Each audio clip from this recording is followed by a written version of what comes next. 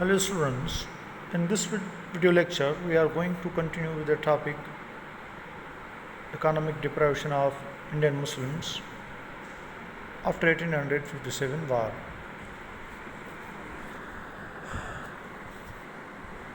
Come to point number 3, the business of the Muslims was ruined. In order to get support of Hindus, the British gave them special business privileges. The Hindus established monopoly in the local trade. Muslim traders suffered economic crisis. Point number 4. As a result of the Industrial Revolution in Britain, better and cheaper products were manufactured there. These products were imported into India. It resulted in the destruction of cottage industry, which belonged to various nations of including Muslims. The cottage industry collapsed because it could not compete with modern industry. Point number 5.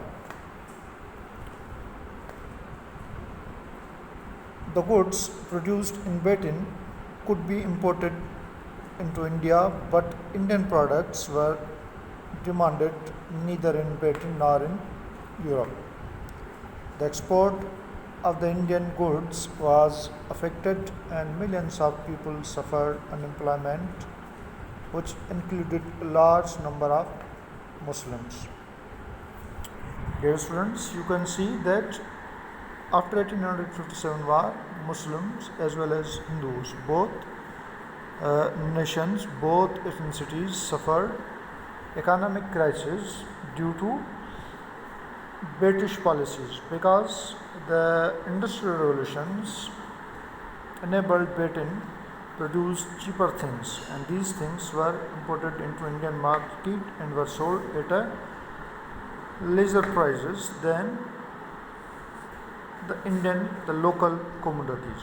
So ultimately, with the passage of time, the Indian cottage industry, which was run by both Muslims as well as Hindus, collapsed and affected both Hindus and Muslims. Cheaper things were brought into Indian markets and were sold at lesser prices. Apart from this, exports of Indian goods halted because of its quality and its prices. So we can see that after 1857 war, Muslims were deprived of their economic status, economic rights, and ultimately all these things were creating feelings of hatredness and feelings of enmity for Britishers. In the next video, we will be discussing a new topic. Till then, take care. Allah Hafiz.